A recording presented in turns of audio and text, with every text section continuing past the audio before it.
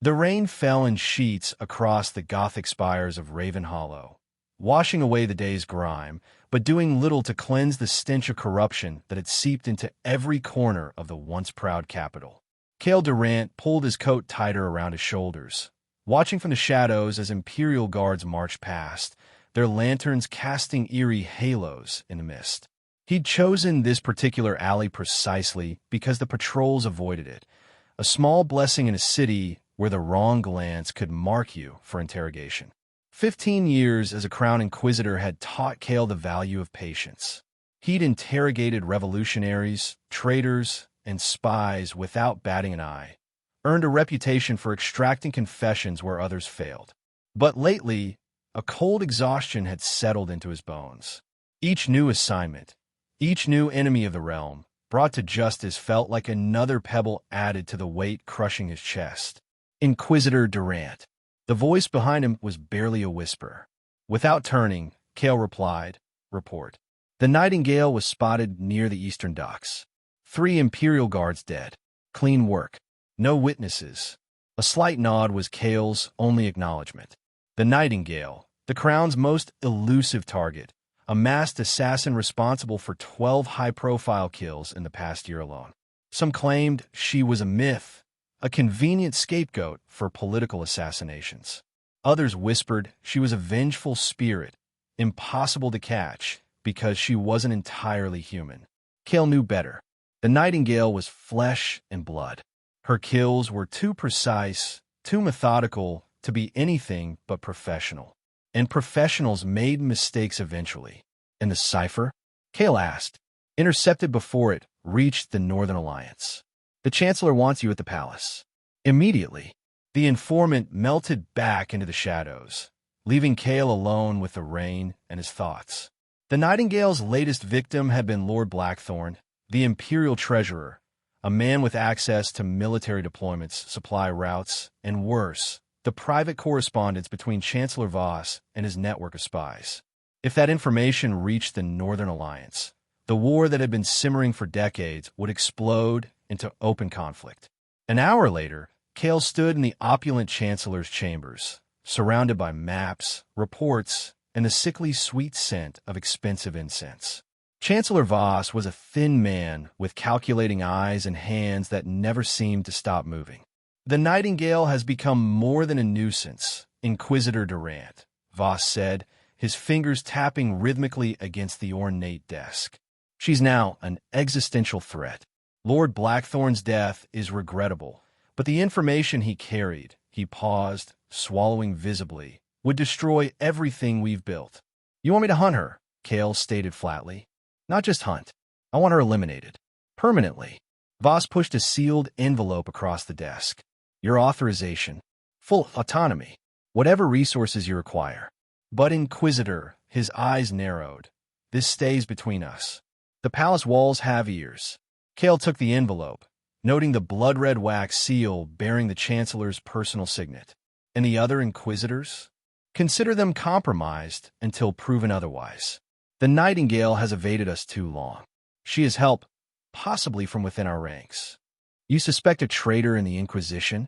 Voss didn't answer directly. I'm giving you 2 weeks, Durant. After that, I'll be forced to consider alternative measures. The threat hung in the air between them.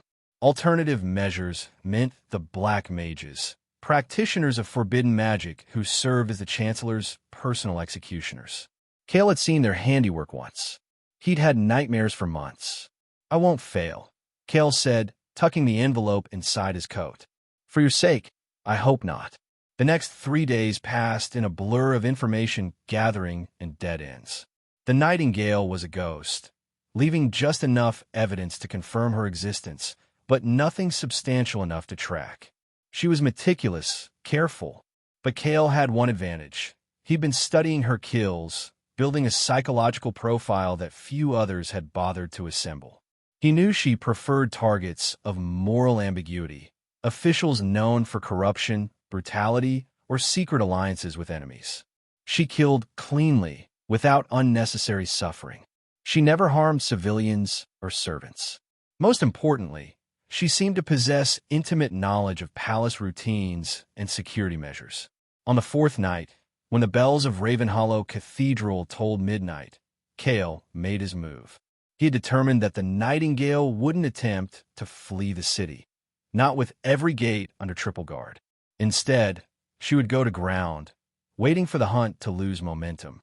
There were 7 safe houses in Ravenhollow that met the Nightingale's likely criteria: isolated, defensible, and with multiple escape routes. Cale eliminated 4 based on recent guard patrols. Of the remaining 3, only one had reported unusual activity: a seemingly abandoned clockmaker's shop in the old merchant district. The shop's windows were boarded, its sign faded beyond recognition. Cale approached from the rear, noting the fresh scratches on the rusted lock. Inside, dust covered every surface except for a narrow path across the floor and up the stairs. Someone had passed through recently, trying to minimize disturbance, but failing to eliminate it entirely. With practiced silence, Cale ascended the stairs, his hand resting on the dagger at his belt. The second floor was a maze of broken furniture and discarded clock parts. A faint light seeped from beneath a door at the far end of the hall. Cale was 3 steps from the door when the floorboard beneath him creaked. The room beyond erupted into motion.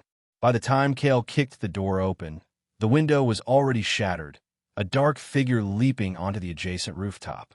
The Nightingale's mask, a bone-white visage with delicate black feathers framing it like a halo, flashed once in the moonlight before disappearing over the peak of the roof. Cursing, Cale followed, his years of training barely compensating for the Nightingale's agility. The chase carried them across the slick tiles of Ravenhollow's skyline, through abandoned bell towers and across rain-slippery gargoyles. Twice, Cale nearly lost his footing. Once, he barely dodged a thrown knife that would have pierced his throat. Finally, the Nightingale made a mistake. Leaping for a balcony that was farther than it appeared, she fell short, catching herself on a corroded drain pipe. For a crucial moment, she hung suspended over a 4-story drop.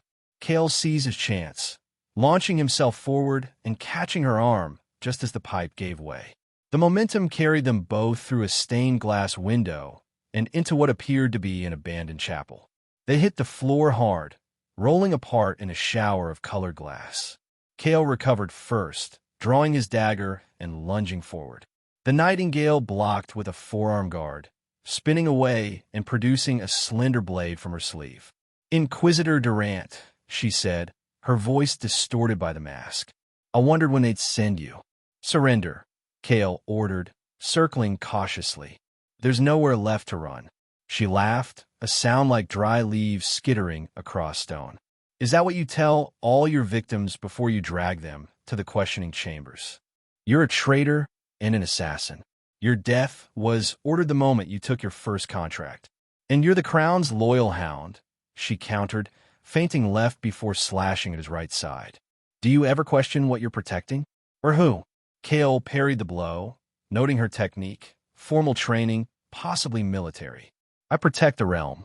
"The realm?" She laughed again, harsher this time. "The realm is dying under Chancellor Voss's boot. You're just too close to see it." They exchanged a flurry of strikes, metal ringing against metal in the empty chapel. The Nightingale was fast, but Cale could see she was favoring her right side. An old injury, perhaps, or a flash of movement caught his eye too late. 3 Imperial guards burst through the chapel doors, crossbows raised. But instead of targeting the Nightingale, they aimed at Cale. "Inquisitor Durant," the lead guard announced, "by order of Captain Merrick, you are under arrest for conspiracy and treason." Cale froze, comprehension dawning slowly. "Merrick?" "Merrick is behind this." The Nightingale used the distraction to her advantage, throwing a small object to the ground. It exploded in a cloud of acrid smoke, filling the chapel instantly. Crossbow bolts whistled through the air. One struck a wooden pew beside Cale. Another shattered a piece of remaining stained glass. And one found flesh. When the smoke cleared, 2 guards lay unconscious, or dead, on the floor. The third was nowhere to be seen, and the Nightingale was slumped against the altar, a crossbow bolt protruding from her abdomen. Cale approached cautiously, dagger ready. The Nightingale didn't move except for the shallow rise and fall of her chest. Her mask remained in place, those black feathers now damp with what Kale realized was blood. "Finish it," she whispered. He raised the dagger, prepared to complete his mission. One clean thrust, and the Nightingale would be eliminated. Chancellor Voss would be pleased. Captain Merrick's betrayal could be dealt with separately. Yet Kale hesitated. The guards had targeted him first, not the legendary assassin. Why? And how had Merrick known where to find them? The questions multiplied, a cacophony of doubts he couldn't silence. The Nightingale laughed weakly. "Can't do it, Inquisitor? Or won't? Perhaps there's hope for you yet." From outside came the sound of boots on cobblestones, more guards approaching. Within minutes, the chapel would be surrounded. Kale made his decision in an instant, sheathing his dagger and carefully lifting the wounded assassin. "If you try to kill me, I'll drop you," he warned. "Where are you taking me?" Her voice was faint now, pain evident despite the masked distortion. "Somewhere safe," Kale replied, although he wasn't entirely sure such a place existed anymore. The hidden apartment above Ravenhollow's oldest bookshop had been Kale's emergency sanctuary for years. No one knew about it. Not the other Inquisitors, not his informants, not even the Chancellor. The building's owner had died during the Plague years, and Kale had quietly claimed the space, paying rent to a fictional landlord through a network of cutouts. He laid the Nightingale on his narrow bed, her blood already soaking through the worn blankets. The crossbow bolt had gone deep, but by some miracle had missed vital organs. Still, infection was a near certainty without proper treatment. "Why?" she asked as Kale gathered what meager medical supplies he had. "Why not turn me in?" Kale worked silently for a moment, cutting away the fabric around her wound. "The guards were targeting me. I want to know why. They were Merrick's men. The captain works for Lord Essex. The Minister of Justice?" Kale looked up sharply. "The very same." The Nightingale's breathing was labored now. "Essex has been eliminating anyone who might expose his arrangement with the Northern Alliance." "You're delirious," Kale muttered, though without conviction. "Essex is the Chancellor's right hand. All the better to twist the knife." Kale removed the bolt with practiced efficiency, applying pressure to stem the bleeding. The Nightingale didn't scream, though her body went rigid with pain. He admired her control, even as he wondered what kind of training produced such discipline. "If what you're saying is true," Kale said, wrapping a bandage around her midsection, "why kill Lord Blackthorn? He was no ally of Essex." "I didn't kill Blackthorn." Her voice was barely audible now. "I was trying to protect him." Kale paused, his hands still pressed against the wound. "What?" "Blackthorn discovered the betrayal. He had evidence. Documents proving Essex has been feeding information to the Northern Alliance for years. I was sent to extract him before Essex's assassins could silence him." "Sent by whom?" But the Nightingale had lost consciousness, her masked face turned away from him, her breathing shallow but steady. Kale finished dressing the wound, then secured her wrist to the bed frame with leather straps, a precaution he couldn't afford to neglect, no matter how incapacitated she seemed. Then he sat in the room's only chair, watching the rise and fall of her chest, wondering if he'd made a terrible mistake. The next days passed in an uneasy rhythm.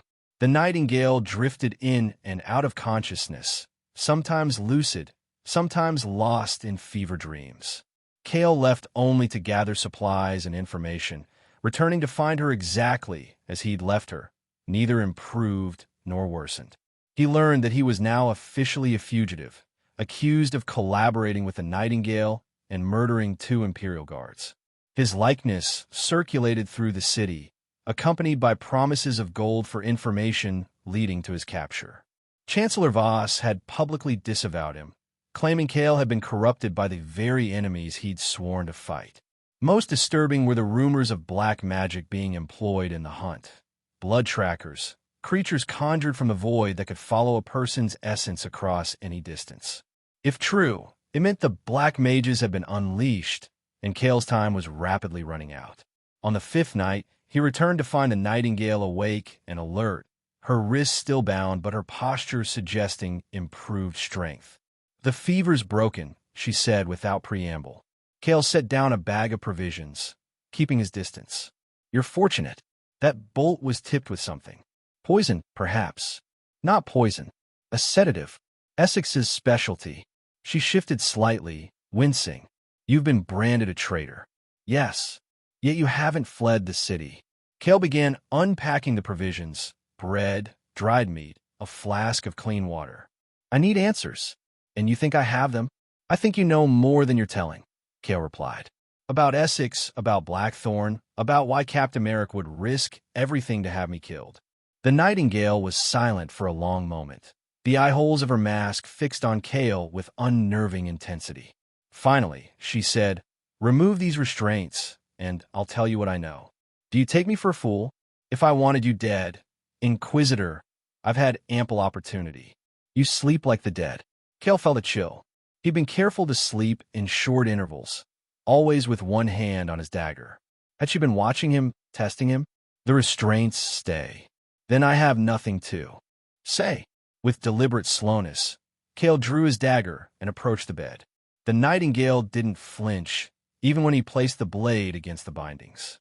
"If you try to escape," he warned, "I will hunt you down, and I will not be as merciful next time." Duly noted. He cut the restraints, then stepped back, watching as she rubbed her wrists. The wound on her abdomen had begun to heal, though she still moved with evident discomfort. "Lord Essex is not working alone," she began, adjusting her position to sit up straight against the wall. "He serves a council of 12, powerful nobles and merchants who believe the kingdom would be better served by an alliance with the North rather than continued resistance." "Treason," Kale muttered. "Politics," she countered. "The war has bankrupted the treasury, decimated entire provinces. The council sees surrender as the only path to survival. And Chancellor Voss? An obstacle, one they've been systematically undermining for years, replacing his loyalists with their own agents. Captain Merrick, the new master of coin, even 3 of your fellow inquisitors." Kale felt the floor shift beneath him, years of certainty crumbling away. "Names. I want names. Inquisitor Price, Inquisitor Wells, and Inquisitor Thorne." Thorne had been Kale's mentor, the man who'd recruited him into the Inquisition as a promising but directionless young soldier. The betrayal cut deep, explaining too many unanswered questions from past investigations. "And what is your role in all this?" Kale asked, struggling to keep his voice steady. "Assassin? Spy? Both." The Nightingale's hand moved instinctively to her mask, adjusting it slightly. "I serve a different master, one who believes neither Voss nor Essex has the realm's best interests at heart.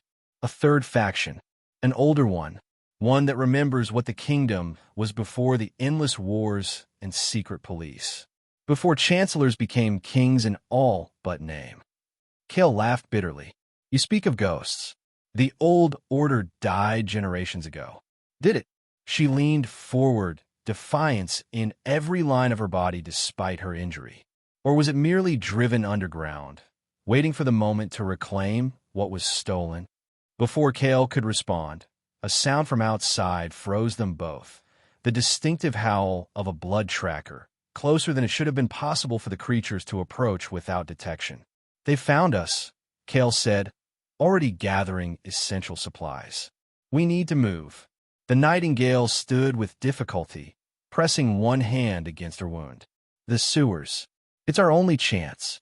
Blood trackers can't distinguish individual scents amidst that much filth. You seem remarkably well-informed about magic most citizens don't even know exists." "Knowledge is survival," she replied, accepting the dagger Kale offered her. "Something you're learning rather late in your career, Inquisitor." The building's rear exit led to a narrow alley, which in turn connected to the maintenance access for Raven Hollow's ancient sewer system. They moved as quickly as the Nightingale's condition allowed, the howls of the blood trackers growing more frenzied as they neared. "They're closing in," Kale warned, helping the Nightingale navigate the slippery stone steps that descended into darkness. "They won't follow underground," she insisted. "Their magic is tied to the open air, to the stars. The deep ways confuse them. The deep ways. Old magic. Older than the black mages, older than." She stumbled, nearly falling before Kale caught her arm. "Older than the kingdom itself." They reached the bottom of the stairs just as a blood tracker appeared at the alley entrance. A misshapen thing of shadow and bone, with too many limbs and eyes that glowed with sickly purple light. It saw them and shrieked, an otherworldly sound that sent rats scurrying in all directions. Kale slammed the heavy iron grate shut behind him, securing it with a rusted bar that looked like it hadn't been moved in decades. The blood tracker hurled itself against the barrier, its elongated fingers reaching through the gaps. "Move!" The Nightingale pulled Kale deeper into the tunnel as a second and third blood tracker joined the first. The grate wouldn't hold them for long. They pushed forward through the labyrinthine passages, the fetid water sometimes rising to their knees. The Nightingale seemed to know the way, making decisions at intersections without hesitation. Kale remained vigilant, watching for signs of pursuit, but the howls of the blood trackers grew fainter behind them. After what felt like hours, they emerged into a vast circular chamber where a dozen tunnels converged. Ancient columns supported a domed ceiling far overhead, and what appeared to be the remains of a shrine occupied the center, a stone altar surrounded by broken statues. "What is this place?" Kale asked, his voice echoing in the cavernous space. "A temple to forgotten gods," the Nightingale replied, her strength visibly failing as she leaned against one of the columns. From before the Purge, when the first Chancellor outlawed all faiths except devotion to the crown. Kale helped her to a relatively dry section of the floor, noting with alarm that blood had soaked through her bandages again. The exertion had reopened her wound. "You need rest," he said, already searching his pack for fresh bandages. "What I need," she gasped, "is for you to listen. We don't have much time. Save your strength." "No!" She grabbed his wrist with surprising force. "You need to understand. Essex isn't just planning a political coup. The Council has recovered forbidden texts, grimoires from the Age of Shadows. They intend to unleash something that will give them control over more than just this kingdom." Kale frowned, certain now that she was delirious. Magic is a tool, not a strategy. Even the black mages serve at the Chancellor's pleasure. "You still don't see." The Nightingale shook her head, her voice growing weaker. "The Council doesn't want to control the black mages. They want to control what the black mages serve. And what would that be? The void itself, the darkness between worlds. They found a ritual that would open a permanent gateway, allowing them to command forces no human was meant to wield. In any other circumstance, Kale would have dismissed such claims as fantasy. But he'd seen the blood trackers, witnessed the unnatural precision with which Essex's agents had coordinated the hunt. And deep in his core, something resonated with the Nightingale's words, a truth his rational mind resisted but couldn't entirely reject. "Why tell me this?" he asked. "Why not your mysterious masters?" "Because you're the last uncorrupted inquisitor," she said simply. "Because despite everything, you've held to a code, twisted and misguided though it may be. And because," she broke off, a spasm of pain contorting her body. Kale moved to help her, but she waved him away, struggling to sit upright. "The ritual requires a specific alignment of stars. 3 nights from now, when the Raven's eye is in conjunction with the broken crown. How do we stop it? We need proof. Evidence Essex, and the Council can't deny or suppress." Blackthorn had gathered much of it before he was killed, but his most damning discoveries were hidden where even Essex's agents couldn't find them. "Where?" The Nightingale's breathing had become labored, each word an obvious struggle. "The observatory." The royal astronomer, Dr. Alden, was Blackthorn's confidant. They hid the documents in a mechanical model of the celestial spheres, a masterpiece of engineering that only Alden can operate. Kale felt a surge of hope. The observatory was heavily guarded, but not impossible to infiltrate with the right approach. If Dr. Alden could be persuaded to help, there might still be a chance to expose the conspiracy before the ritual. He turned to share this thought, but the words died in his throat.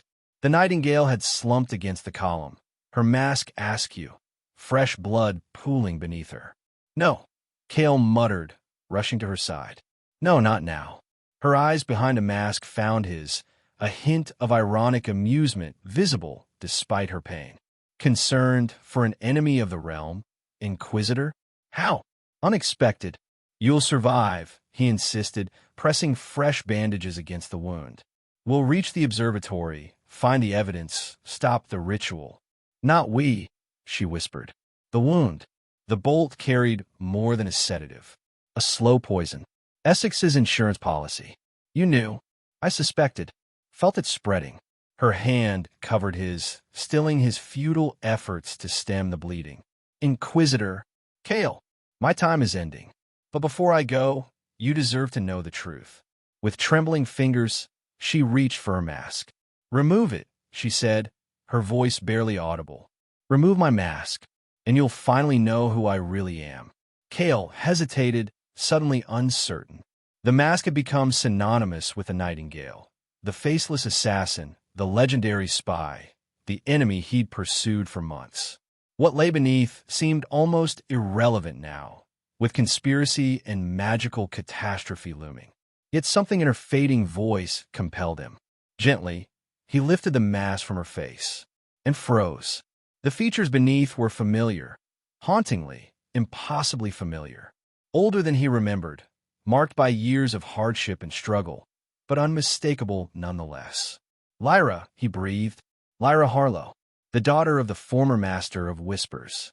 The young noblewoman who had been sentenced to death for treason 7 years ago, after evidence emerged of her collaboration with Northern spies. Evidence that Kale himself had uncovered during one of his first major investigations as an inquisitor. Evidence that, he now realized with sickening clarity, had been fabricated. "Hello, brother," she said, a ghost of a smile touching her lips. Not his sister by blood, but by bond. Orphaned during the same border conflict that had claimed Kale's parents, Lyra had been adopted by the Durants, raised alongside Kale as family. They had been inseparable as children, confidants as young adults, until duty and ambition had pulled Kale into the Inquisition's embrace. "How?" he asked, his voice raw with shock. "I saw the execution order. I was told that I died with dignity. A convenient fiction." Lyra winced as another wave of pain washed over her. Chancellor Voss had other plans. He needed someone with my connections, my knowledge of court politics. Someone who could be his eyes and ears where inquisitors couldn't go. "Voss saved you." "Voss enslaved me," she corrected. "A collar of black iron around my neck, enchanted to kill me if I disobeyed. 5 years I served as his private spy, gathering secrets, identifying threats, until I discovered his own betrayal." "What betrayal?" "Voss has been playing both sides for decades, prolonging the war while profiting from it. He has no intention of defeating the Northern Alliance, only of maintaining the perfect balance of conflict required to justify his absolute power." Kale's mind reeled, the foundations of his world crumbling with each revelation. "And when you discovered this, I found a way to remove the collar, fled into the shadows, became the Nightingale." Her breathing grew more labored. "Found others who wanted to restore what was lost. True justice, true peace. The third faction you mentioned." She nodded weakly. "We called ourselves the Broken Crown, loyalists to the old ways, to the royal line that Voss and his predecessors systematically destroyed." Kale remembered the history he'd been taught, how the last king had died without an heir, how the chancellor had stepped forward to preserve order during the succession crisis, how that temporary measure had calcified over generations into the current regime. "There is no surviving royal line," he said cautiously. "There is," Lyra whispered, "hidden in plain sight for 3 generations. The secret preserved by those few who remained faithful." "Who?" But Lyra's strength was failing rapidly now, her eyes losing focus. "The evidence. In the observatory, it proves everything. Voss's treachery, Essex's plot, and the true heir's identity. Lyra, stay with me." Kale tightened his grip on her hand. "Who is the heir?" Her eyes found his one last time, a spark of the fierce intelligence he remembered flickering briefly. "Dr. Alden knows. The astronomer will recognize the Durant family crest." "The Durant crest? Why would—" Kale stopped, cold realization washing over him. "No, impossible. Our father, wasn't just a border lord. Lyra's voice was fading to nothing. He was the king's cousin, in exile, protecting his children from those who would. Her hand went limp in his, her final breath escaping in a soft sigh. Lyra, Cale whispered, then louder, Lyra. But the nightingale was gone, leaving Cale alone in the ancient temple with a truth too enormous to comprehend. His sister, the sister he had unwittingly condemned, then mourned, then hunted, had died in his arms. And with her dying breath, she had shattered every certainty he'd built his life upon. He held her body close, grief and rage warring within him. Grief for the years lost, for the bond broken by deception and duty. Rage at Voss, at Essex, at the entire corrupt system that had used them both as pawns in a game spanning generations. When no more tears would come, Cale gently closed Lyra's eyes and laid her on the stone altar. He arranged her hands over her heart, placing the nightingale's mask beside her. "I will finish what you started," he promised. "I will find the truth, and I will make them pay." The observatory rose like a silver needle against the night sky. Its domed roof opened to the heavens where the stars wheeled in their ancient patterns. Cale approached not as the infamous inquisitor, but as a humble messenger, his face concealed beneath a servant's hood, his inquisitor's signet ring, the only proof of his identity, hidden in his palm. The guards at the observatory's entrance were alert, but not suspicious of a messenger arriving at this late hour. Dr. Alden was known to work through the night, studying the movements of celestial bodies with obsessive dedication. "The Chancellor requires Dr. Alden's expertise," Cale told the senior guard, keeping his eyes downcast as protocol demanded of servants addressing the elite Imperial Guard. "At this hour?" The guard frowned. "The matter concerns the conjunction of the Raven's Eye, which, as you know, begins tomorrow night." Cale injected just enough impatience into his voice to suggest he was passing along the irritation of a superior. "I am merely the messenger." The guard hesitated, then nodded. "Wait here." Minutes later, Cale was escorted up the spiral staircase to the observatory's main chamber, a vast circular room dominated by an intricate mechanical model of the heavens. Brass planets orbited a golden sun, their movements driven by hundreds of interlocking gears and counterweights. Dr. Alden stood beside his creation, a tall, gaunt man with wild white hair and ink-stained fingers. He dismissed the guard with an imperious wave, waiting until they were alone before addressing Cale. "You are no messenger," he stated flatly. Cale lowered his hood, revealing his face. "I need your help, Dr. Alden." Recognition dawned in the astronomer's eyes, followed by fear. "Inquisitor Durant, you're a wanted man." "Yes," which should tell you that something is deeply wrong within the Chancellor's inner circle. Cale held out his signet ring. "Do you recognize this crest?" Alden took the ring, examining it with narrowed eyes. When he looked up, his expression had transformed from fear to wary calculation. "The Durant crest, a falcon grasping a key. Lyra Harlow sent me." The astronomer's composure cracked slightly. "Lyra is dead." "Yes. She died in my arms yesterday." Cale swallowed hard against the renewed surge of grief. "She told me you and Lord Blackthorn hid evidence within this mechanical marvel. Evidence of Chancellor Voss's treason and Lord Essex's plot." Alden stared at Cale for a long moment, as if searching for deception. Finally, he sighed heavily. "So it's come to this at last. I warned Blackthorn his investigation would end in blood. Then you'll help me? I have little choice, it seems." The conjunction approaches, and with it, Essex's ritual. Alden moved to a control panel beside the mechanical model. "What Lyra may not have told you is that the evidence is only part of what Blackthorn and I concealed here." "What else?" Instead of answering directly, Alden manipulated a series of levers and dials. The model responded, planets shifting position until they depicted a specific celestial arrangement. When the Raven's Eye, represented by a dark blue gem, aligned with the constellation of the Broken Crown, a hidden compartment in the base of the model slid open. From it, Alden withdrew a sealed metal cylinder and a velvet pouch.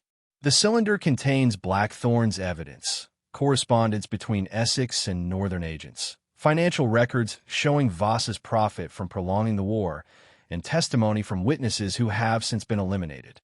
And the pouch. Something far more dangerous.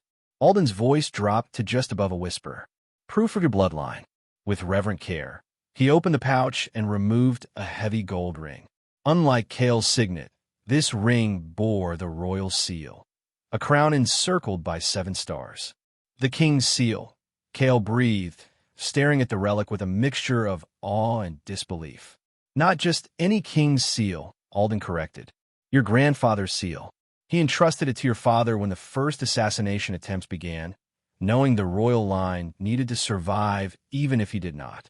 My father never spoke of this. To protect you and Lyra. The fewer who knew, the safer you would be. Alden placed the ring in Cale's palm, closing his fingers around it.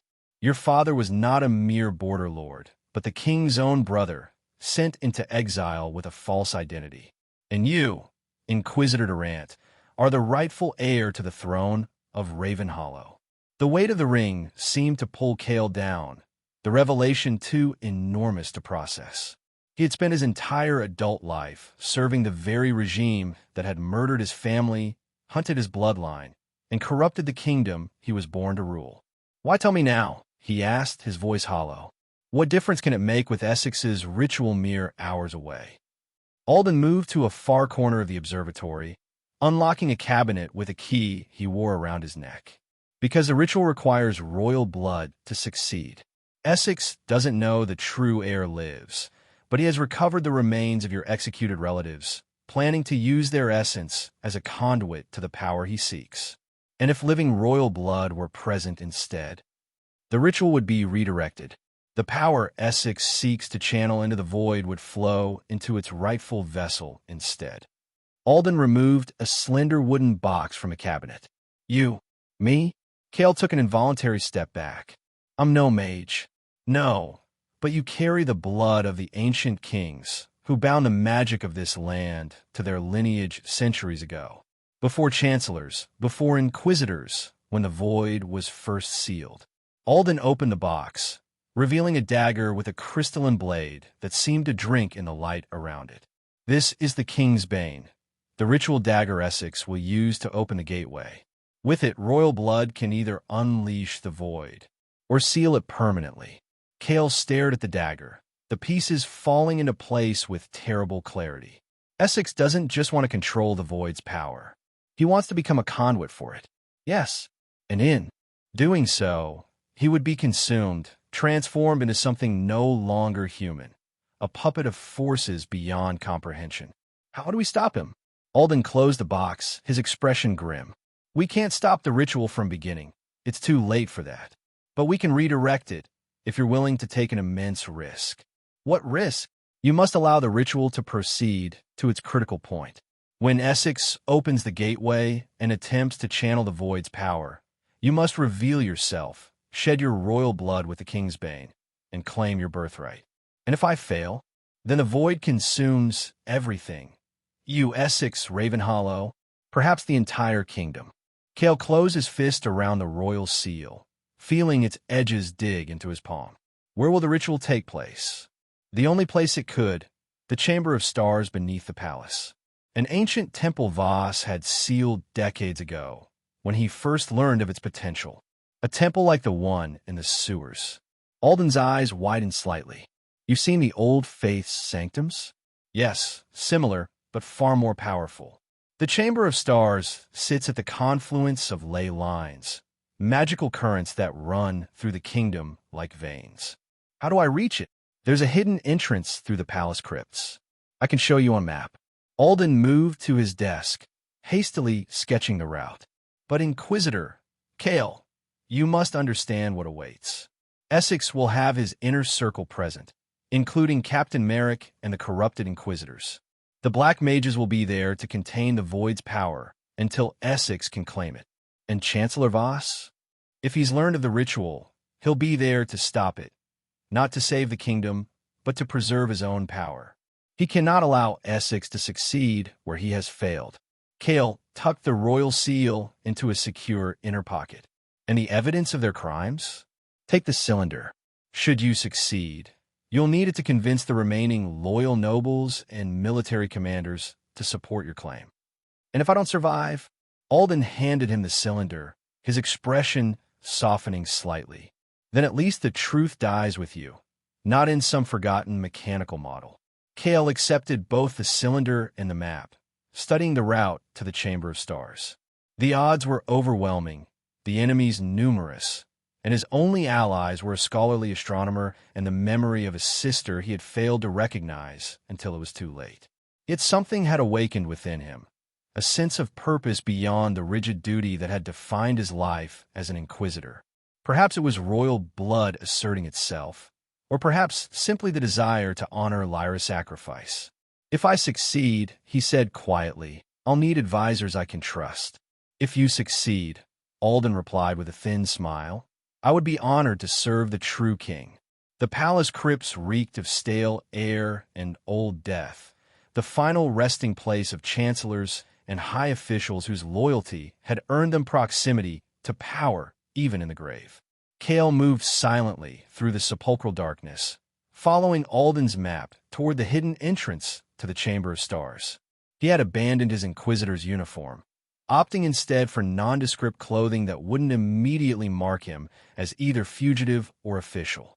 The royal seal hung from a chain around his neck, hidden beneath his shirt. The evidence cylinder was secure in a waterproof pouch at his belt, and concealed within his sleeve was the crystal dagger Alden had reluctantly surrendered, the King's Bane, key to both doom and salvation. The entrance to the chamber, when he found it, was remarkably unguarded, a recessed doorway behind the massive sarcophagus of the first chancellor. Either Essex was overconfident, or he had concentrated his forces within. Kale pressed his ear to the ancient stone, hearing nothing. With careful pressure, he pushed against the seemingly solid wall. It resisted for a moment, then slid inward with surprising ease, revealing a narrow passage that spiraled downward into darkness. The descent seemed endless, the air growing colder and heavier with each step. Strange symbols lined the walls. Constellations, Kale realized, mapped in luminescent paint that glowed faintly in the darkness. The raven's eye, the broken crown, the sentinel's sword, familiar patterns that had guided sailors and travelers for centuries. At last, the passage opened into a vast chamber that stole Kale's breath. The domed ceiling soared overhead, pierced with hundreds of tiny apertures through which starlight streamed, creating a perfect map of the night sky on the polished black stone floor. In the center stood a circular altar, surrounded by 13 hooded figures, Essex's inner council and their magical protectors. Kale crouched in the shadows of the passage, assessing the scene. Lord Essex stood at the altar, resplendent in ceremonial robes of midnight blue embroidered with silver stars. Beside him, 3 black mages worked on a complex pattern of runes carved into the altar's surface, their hands moving in perfect synchronization. To Essex's right stood Captain Merrick, armored and vigilant, and to his left, Kale's heart clenched, stood Chancellor Voss himself, not a prisoner, but a participant, his thin face animated with uncharacteristic excitement. They were working together, the rivalry, the competing factions, all an elaborate deception to mask their shared ambition. The alignment approaches, Essex announced, his resonant voice echoing in the chamber. Is the vessel prepared? One of the black mages gestured to a crystalline container on the altar, within which something dark and viscous pulsed with unnatural life. The royal essence is concentrated, my lord. The blood of 3 generations, extracted from the remains as commanded. Excellent. Essex turned to Voss. You see, old friend? What you lacked was not will, but proper guidance. The text you dismissed as superstition will soon make us gods among men. The Northern Alliance will still need to be convinced, Voss replied cautiously. Power without recognition is merely violence. The North will kneel when they witness what we become, Essex assured him. Their primitive border magic is nothing compared to the void's embrace. As they spoke, the starlight flowing through the ceiling apertures began to shift, the patterns on the floor realigning. The raven's eye and the broken crown drew closer in their celestial dance, preparing for the conjunction that would open the gateway. Kale knew his moment would come only once. When the ritual reached its peak, when the gateway began to open, but before Essex could claim the power, that narrow window was his only chance. The black mages began to chant, their voices blending in an eldritch harmony that seemed to bend the shadows themselves. The air thickened, pressure building in Kale's ears as reality strained against something pushing from the other side. Essex raised his arms. "The conjunction is upon us. Bring forth the king's bane." A fourth black mage approached, bearing a crystalline dagger identical to the one concealed in Kale's sleeve. Alden had been right. They had acquired the ritual tool, perhaps from the same ancient cache that had yielded the forbidden texts. As Essex took the dagger, a cold certainty settled in Kale's mind. There would be no better moment. Drawing a deep breath, he stepped from the shadows into the chamber of stars. "Lord Essex," he called, his voice steady despite the fear coursing through him. "Chancellor Voss, your ritual is built on lies." Every head turned toward him, expressions ranging from shock to fury. Captain Merrick drew his sword, and the black mages raised their hands, dark energy gathering at their fingertips. Inquisitor Durant. Essex recovered first, his aristocratic features arranging themselves into a mask of mild interest. "How unexpected, and how foolish, to face us alone." "I am not alone," Kale replied, drawing the royal seal from beneath his shirt. It caught the starlight, flaring with sudden brilliance that cast his shadow long across the chamber floor. "I stand with the truth of my bloodline." The effect was immediate and electric. Voss staggered back as if physically struck. The black mages faltered in their casting. And Essex's face transformed with naked hunger. "The royal seal," he breathed. Then the rumors were true. A surviving heir. "The last Durant," Kale confirmed, advancing slowly toward the altar. "Son of Prince Alaric, grandson of King Edwin. The blood you seek to use is my blood. The power you seek to steal is my birthright. Seize him." Voss shrieked, his composure shattered. "Kill him now." But Essex raised a hand, countermanding the order. "Wait, this changes nothing. Or rather, it improves our position." His smile was terrible in its calculation. "Living royal blood is far more potent than these remnants we've collected. The gateway will open wider, the power flows stronger."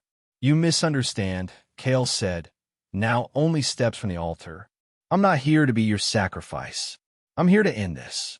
With practiced precision, he flicked his wrist, the king's bane dropping from his sleeve into his palm.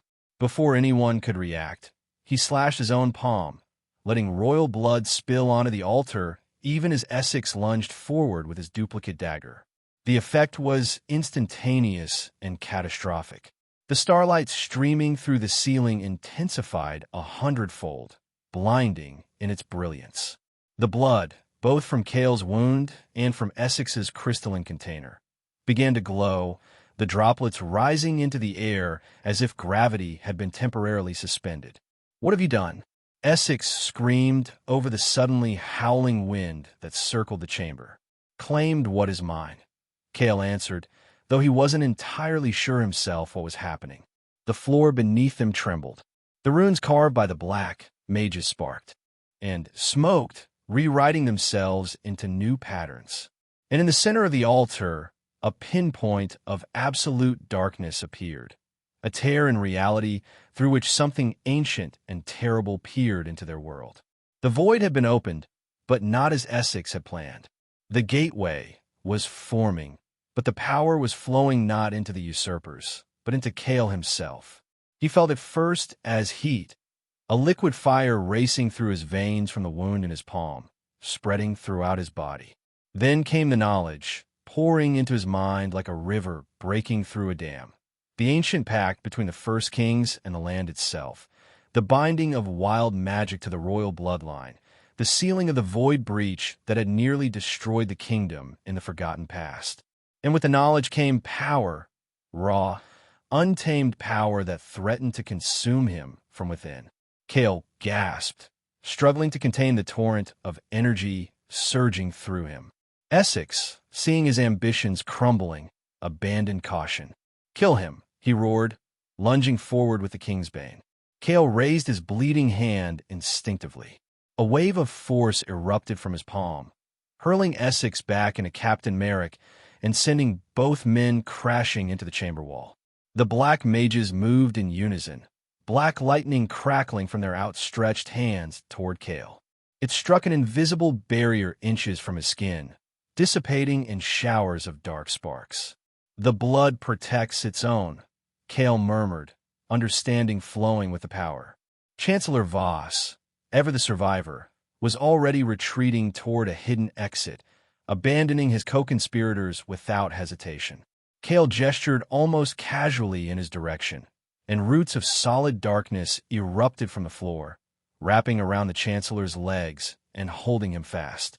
"None of you will escape judgment," Cale announced, his voice resonating with an authority he'd never possessed as an Inquisitor. The tear in reality was growing, the void seeping into the chamber like black smoke. The council members who weren't black mages broke and ran, their courage failing at the sight of primal chaos incarnate. Essex struggled to his feet, his face contorted with rage and desperation. "You don't know what you're doing. The power will consume you. It must be channeled properly, controlled." "No," Cale replied, understanding with perfect clarity now. "It was never meant to be controlled. It was meant to be returned." With those words, he thrust his bleeding palm directly into the void tear. The pain was excruciating, reality itself seeming to reject his physical form. But the blood called to the ancient magic, and the magic responded. The darkness began to flow into him, not as corruption, but as restoration. A missing piece returned to its rightful place. With each passing moment, Cale's understanding deepened. The void wasn't evil. It was simply raw potential, the primordial chaos from which all order emerged. The first kings had learned to exist in harmony with it, to draw upon its power without being consumed. Essex made one final, desperate lunge, the Kingsbane aimed at Cale's heart. Without turning, Cale caught the man's wrist in mid-strike, his grip supernaturally strong. "The time of chancellors is over," he said softly. "The true line returns." With a twist of his hand, he redirected the Kingsbane, plunging it not into flesh but into the heart of the void tear. The crystalline blade shattered, fragments dissolving into the darkness.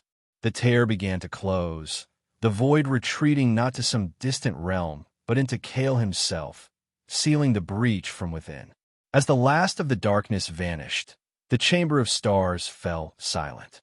The black mages lay unconscious or dead, their connection to forbidden power severed. Captain Merrick and the few remaining council members cowered against the walls, witnessing the birth of something both ancient and new. Chancellor Voss alone remained defiant, even bound by the shadow roots. "You think this changes anything?" he spat. "The nobility won't accept you. The military won't follow you.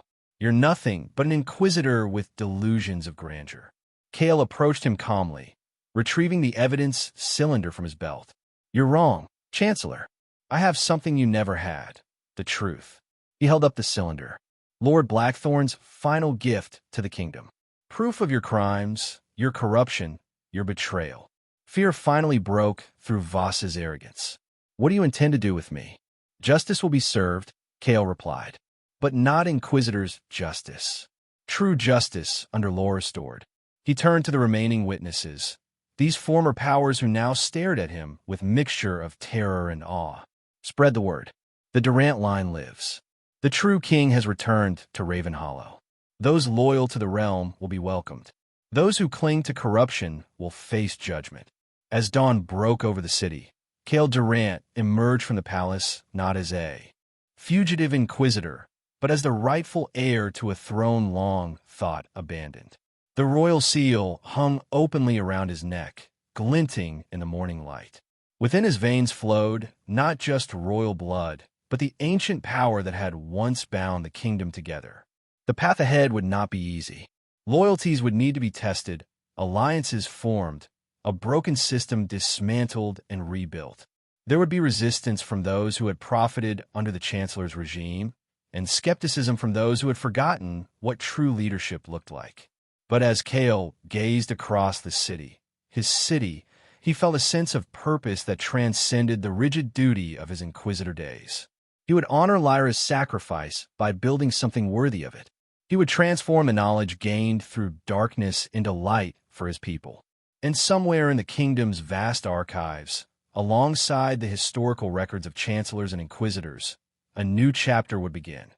The tale of Cale Durant, the Inquisitor King, who removed the mask of deception from a broken realm and revealed the truth that would set it free.